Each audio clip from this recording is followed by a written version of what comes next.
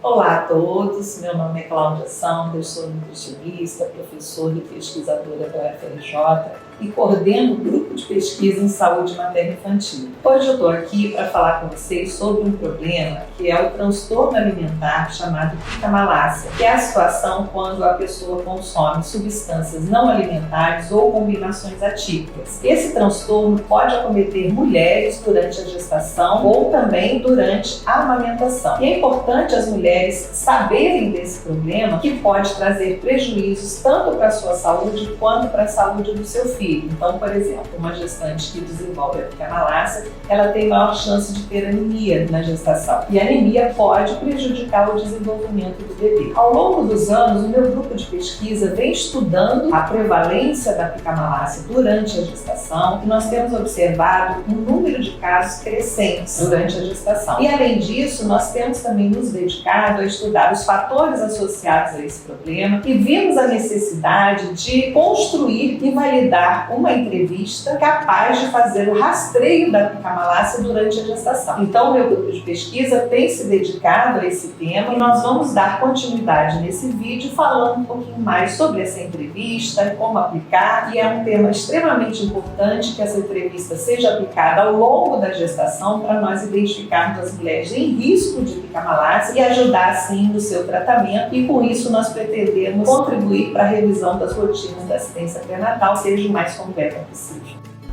Olá, eu sou a Laísa Ramos, aluna do mestrado profissional do programa de pós-graduação em nutrição clínica da UFRJ, e hoje eu venho aqui conversar um pouquinho mais com vocês sobre a pica-malácia e a importância do rastreio dessa prática durante a gestação. A pica-malácia é uma prática muito frequente durante a gestação e nós temos observado em estudos anteriores uma prevalência de aproximadamente 14% nas gestantes atendidas aqui na maternidade escola. Nos estudos atuais, nós podemos observar que essa prevalência é de 8,8% nas gestantes com diabetes, mas aproximadamente 15% apresentaram vontade de ingerir, desejo frequente de ingerir essas substâncias não alimentares ou combinações atípicas de alimentos, e comportamentos de risco, como ter vontade de lamber, inalar ou mastigar e cuspir. Então, esses são caracterizados comportamentos de risco, que são também apresentados como rastreio suspeito nessa nova entrevista de pica-malácia que nós desenvolvemos.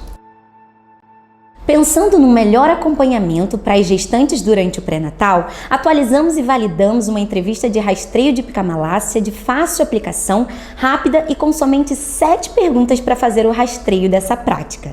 Essa entrevista também possui um caráter inovador, o caráter preventivo. Ao acompanhar essas gestantes, observamos que algumas delas relataram um desejo por ingerir tais substâncias não alimentares ou combinações atípicas de alimentos, porém não ingeria. Dessa forma, vimos a necessidade de acrescentar nessa nova entrevista construída e validada por nós o rastreio suspeito, que é caracterizado pelos comportamentos de risco da pica-malácia, como a mastigação e o cuspe, a inalação, o ato de lamber, demonstrando uma forma de consumo também, que necessita, com certeza, de um olhar atento por parte do profissional de saúde. E o que é pica-malácia? Pica-malácia é um transtorno alimentar muito acometido durante a gestação e é caracterizada como a ingestão persistente de substâncias não alimentares ou combinações atípicas de alimentos. Você lembra, já ouviu falar daquelas gestantes que consomem tijolo? Tem aquele desejo de consumir tijolo? Então, é sobre isso que eu tô falando. Exemplos da prática de pica-malácia: a ingestão de tijolo, giz, reboco de parede e dentre tantas outras substâncias não alimentares. As combinações atípicas também fazem parte dessa prática. Então, se não é do costume da gestante e ela nunca consumiu anteriormente a gestação, também pode ser diagnosticado como esse transtorno alimentar. O nosso real intuito com a construção e validação dessa entrevista de pica-malácia durante a gestação é alertar tanto as gestantes quanto os profissionais de saúde sobre o rastreio de pica-malácia durante a gestação, porque acreditamos que não é somente uma ingestão ou um desejo, é algo que merece cuidado e atenção. A gestação é um período de intensas transformações, tanto físicas, fisiológicas, emocionais, psicológicas. E a literatura associa essas transformações a fugas de estresse, que são práticas que podem culminar a transtornos alimentares, como, por exemplo, a pica-malácia. Através dessa entrevista, nós orientamos que os profissionais de saúde construam um ambiente seguro e acolhedor, para que as gestantes se sintam confortáveis para compartilhar as suas experiências, seus desejos de ingestão e não se sintam constrangidas. Por isso é muito importante que você construa esse ambiente e a gestante se sinta segura nesse período de tantas transformações. Nessa nova entrevista de rastreio de pica-malácia específica para a gestante, nós podemos observar alguns fatores importantes que complementam entrevistas anteriores, porque nós fizemos uma revisão bibliográfica e avaliamos uma a uma.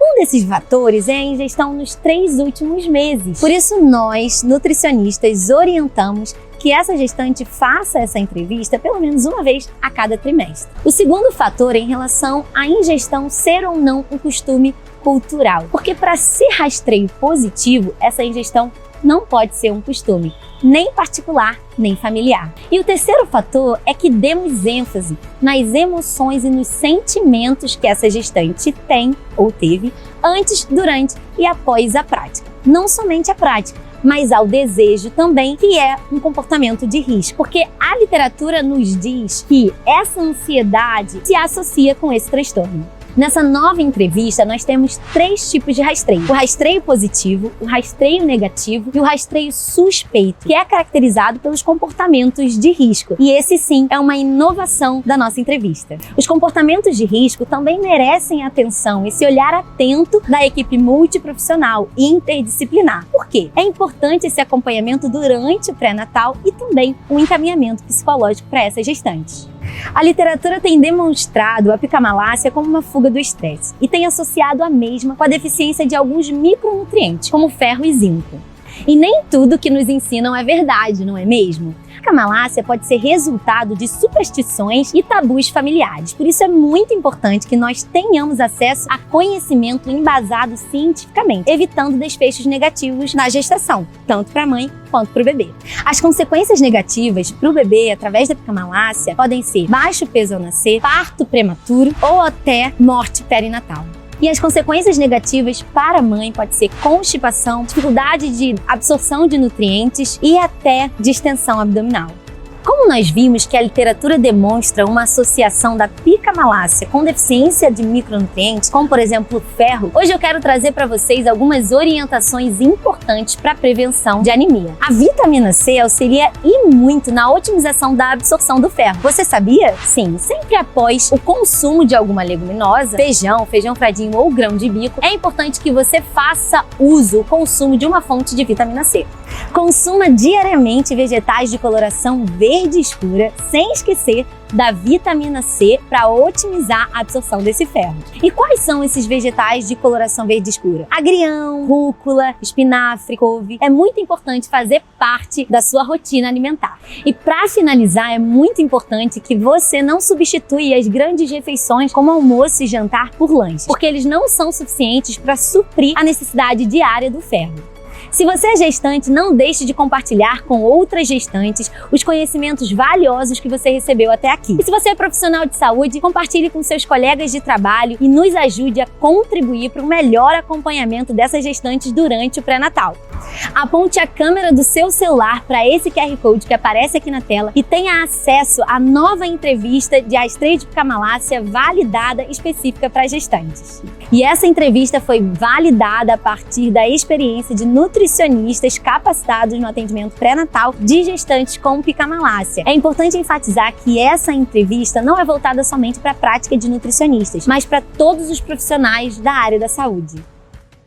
A construção desse produto técnico para mim foi muito importante, foi muito valiosa, porque eu vi realmente uma importância clínica dessa entrevista, sabe? Então, a gente tem essa experiência no acompanhamento das gestantes com diabetes aqui no nosso grupo e a gente viu que muitas delas falavam sobre a vontade de ingerir e não ingeriam. Mas o DSM-5 caracteriza a pica-malácia como a ingestão de substâncias não alimentares ou combinações atípicas de alimentos. Mas e a vontade, sabe? O profissional simplesmente vai ver aquela gestante com vontade e vai falar: ah, não está diagnosticada com pica-malácia. Tchau. Não, pra gente foi importante. Peraí, o que eu vou fazer com essas gestantes? Entende? Elas precisam de um encaminhamento psicológico, elas precisam de um olhar atento também. Então eu falei, não, a gente precisa compartilhar isso pros para os profissionais de saúde, eles precisam ter um olhar atento sobre elas. E aí a gente pensou, um rastreio suspeito. Então vamos construir, vamos validar uma entrevista de rastreio de pica-malácia específica para gestante, mas que tenha a possibilidade do rastreio suspeito. Então, para mim foi muito precioso ver na minha amostra do estudo de mestrado, que teve